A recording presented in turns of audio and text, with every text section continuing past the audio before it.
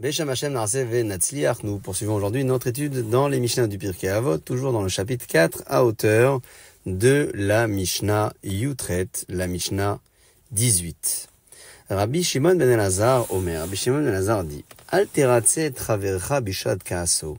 N'essaye pas de raisonner ton ami dans ces temps de colère. Ve'al tenachamenu, et ne le console point. Besha'a shemeto mutal lefanav, lorsque son défunt se trouve encore devant lui. Ve'al tishal lo bishat nidro. Et également, ne lui demande pas dans ces temps de vœux et d'engagement, ve'al tishtadel liroto bishat kalkalato, et ne recherche pas à le rencontrer dans ces moments de déchéance. Al teratze chavercha bishat kaaso, nous dit le maître de la Mishnah, qu'à l'image de Moshe Rabbeinu et Akadosh Baruch Hu, après la faute du veau d'or, l'homme devra également se comporter. Moshe Rabbeinu demande le pardon du peuple et Akadosh Baruch Hu lui répond Panay elechu v'hanichotilach, attends que la colère disparaisse et s'estompe afin que je puisse te répondre. Suivant le même ordre d'idée, le maître nous conseille de ne pas consoler lorsque le deuil est encore trop marqué. Dans les temps que le peuple d'Israël traverse, qui sont les temps de destruction du Beth Amikdash depuis près de 2 millénaires, Akadosh Baruch Hu est aussi endeuillé après la disparition de sa maison. Après la destruction, les Malachim ont essayé de le consoler, et c'est Ruach HaKodesh, qui est cet esprit prophétique, a répondu dans les textes de Yeshaya au chapitre 22. Ce terme est évoqué, Alta itsu le nachamen. Ne persistez pas, n'essayez pas de me consoler. Enfin, n'allons pas demander, lorsqu'une personne est dans ses temps d'engagement et de vœux, nous parlons ici, non pas d'une simple demande, mais d'une solution pour défaire le vœu de celui qui vient de s'engager, en lui disant, par exemple, si tu savais que il y avait ci ou cela, est-ce que tu aurais pris l'engagement? Puisque peut-être qu'au moment même où l'engagement a été pris, les différentes propositions et les différents arguments avaient été également pris en compte. Étant tellement envoûté par cet engagement, la personne répondra par la négative à chaque fois qu'on lui dira « Et si tu savais que ça allait aboutir à ci ou à cela, est-ce que tu aurais pris l'engagement ?» Attendons alors quelque temps, le temps que l'engagement s'installe et que la personne qui s'est engagée puisse retrouver ses esprits afin d'aller le voir et lui dire, si toutefois il le faut, est-ce que tu aurais pris l'engagement si tu avais connaissance de ces éléments ou non, et toujours dans l'intérêt de le défaire de ses obligations nouvelles.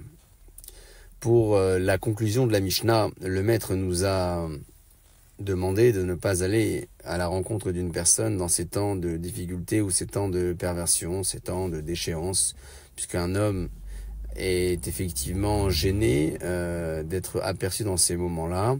C'est pour ça que nous prendrons ici l'exemple de Adam Arishon qui, après la faute, Akadosh Baruch Hu ne s'est pas apparu à lui tant qu'il n'avait pas porté ses ceintures, ses vêtements faits de feuilles, parce que il l'a ressenti, lui et son épouse à ce moment-là, la honte, et Hachem n'a pas voulu donc les regarder dans ces moments-là, kivyachol, si le terme nous est autorisé dans ces mots. Dans la Mishnah suivante, Mishnah Yutet, Shmuel Hakatan disait, selon les propos écrits par le roi Shlomo dans les Proverbes, Mishlé au chapitre 24, Binfpol oivecha al tismach, lorsque ton ennemi tombe, ne te réjouis pas au bikashlo, et lorsqu'il trébuche al yagel libecha, n'exalte pas libecha, c'est-à-dire ton cœur n'est pas donc cette expression de fierté ou de sentiment d'exaltation. Péniré Hachem, parce que Hachem va peut-être voir, verra Bena, il sera mal à ses yeux, Veshiv malavapo, et il l'enlèvera de chez lui donc la colère. Ce maître Shmuel était nommé le petit puisqu'il se faisait petit. Ou peut-être, selon d'autres, il était plus petit que Shmuel Hanavi le prophète. Nous allons donc, tout au long de sa vie, le nommer le Shmuel Hakatan. Il a effectivement eu des moments de prophétie peut-être, et cette possibilité d'avoir la shrina en lui, mais la génération dans laquelle il vivait n'était pas apte à le recevoir. Alors, on l'a nommé le Shmuel Hakatan, on rappelle au Shmuel Hanavi, Shmuel le prophète. Nous ferons extrêmement attention à ne pas nous réjouir dans ces temps de colère et de déchéance et de perte et d'obstacles qu'une personne a pu traverser. C'est le propos que Shmuel Hakatan avait l'habitude de dire en réprimandant les gens, puisque tout naturellement on est amené à le faire. Peut-être que celui qui le fait, il s'est donc nommé le shaliach, le missionné, l'intermédiaire, pour assouvir son désir, ses souhaits naturels à nouveau encore, de se réjouir de la perte de l'autre. Alors Akadosh Baruch Hu, dans ce cas de figure, nous dit le roi Shlomo, va faire disparaître le mal de celui sur qui la personne a donc rigolé, pour le faire porter à celui qui s'est donc moqué. Dans la Mishnah 20, qui est donc la Mishnah suivante, Elisha ben Avouya nous dit que celui qui a étudié la Torah lorsqu'il était jeune ressemble à une encre qui a été inscrite sur un papier neuf, alors que celui qui l'étudie dans ses temps de sagesse, ou peut-être après l'expérience de la vie, ressemble davantage à cette encre qui a été inscrite sur un papier déjà effacé. Il s'agit réellement de l'expérience de la Torah qui est faite dans des conditions plus optimales pour certains et pas pour d'autres. Alors, pourquoi parler de papier neuf ou de papier ancien? Sur un papier neuf, l'encre s'inscrit davantage. L'impression est de meilleure qualité. Ça veut dire que la Torah, qui est expérimentée dans les temps de jeunesse, a beaucoup plus d'influence et marque davantage les esprits. Pour la suite de la Mishnah, Rabbi Yossé bar Yehuda Ish Kfar Abavli, qui habitait dans cette ville, disait que celui qui apprend Mina Ketanim des petits, les Maodomé à qui il ressemble, les Ochel Anavim Kehod et Shote Yain Migito. Il ressemble à celui qui consomme des raisins à l'état brut, qui n'ont pas été encore mûris suffisamment et qui font mal aux dents. Il consomme également le vin à son état le plus brut lorsque c'est shmarav, peut-être l'ali, est encore mélangé et n'a pas été déposé dans le fond.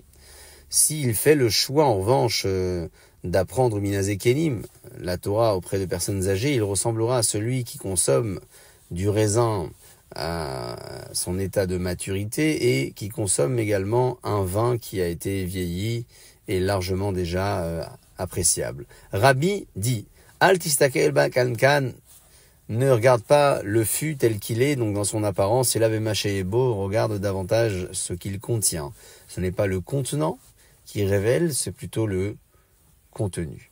Yesh kankan chadash malé yashan, il existe des contenants neufs qui contiennent des contenus largement anciens, et alors qu'il y a des fûts plus anciens qui n'ont même pas de contenu nouveau. Nous parlons bien évidemment de l'apparence de ceux qui observent et qui pratiquent la Torah, et qui pour certains sont relativement jeunes, mais qui ont appris dans les bonnes écoles et qui ont donc ce contenu de Torah largement ancien, c'est-à-dire largement travaillé.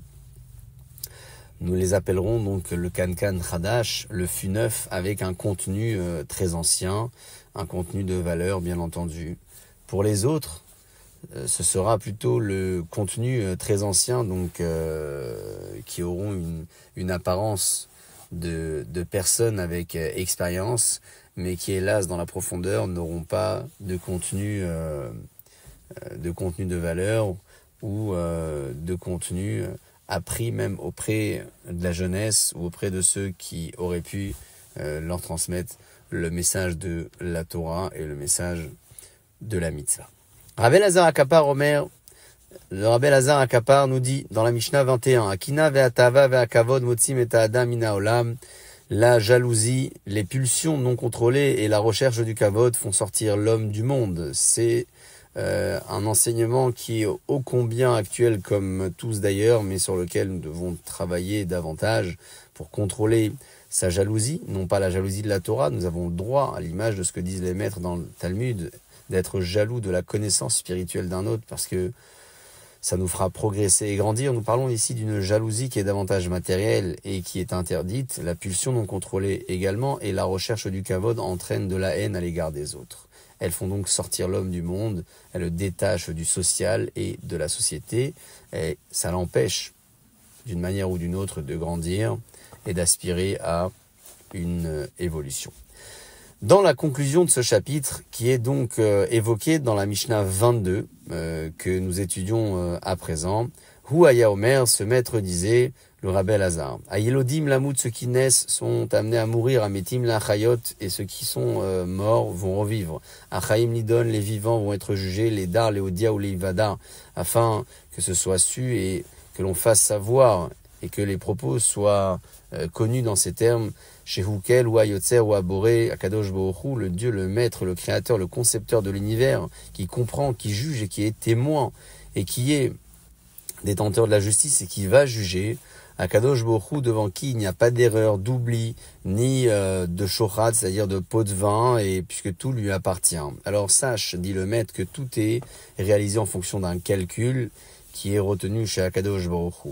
Ve'alif tichacha ditzrecha, et que ton penchant ne te garantisse pas que le Sheol, qui sont les abîmes, sont les portes de secours. Parce que contre ton gré tu es né, contre ton gré tu as été conçu, et contre ton gré tu es né, contre ton gré tu vis, contre ton gré tu disparais de ce monde, et contre ton gré tu donneras également des comptes à Akadosh Baruch Hu. Le moment venu, nous parlons ici finalement de tout ce que l'homme a à réaliser dans sa mission de vie, même lorsqu'il estime ne pas mériter ce qu'il a et ne pas mériter peut-être la sentence, l'obligation ou la chose qui lui a été imposée. Akadosh Baruch Hu, c'est le maître du monde, et c'est Akadosh Baruch Hu qui décide d'accorder à chacun un parcours différent, et au fil de son expérience, l'homme rencontrera des temps faciles et des temps difficiles. Avec les temps de facilité, il pourra forger son caractère pour pouvoir surmonter les temps de difficulté et grandir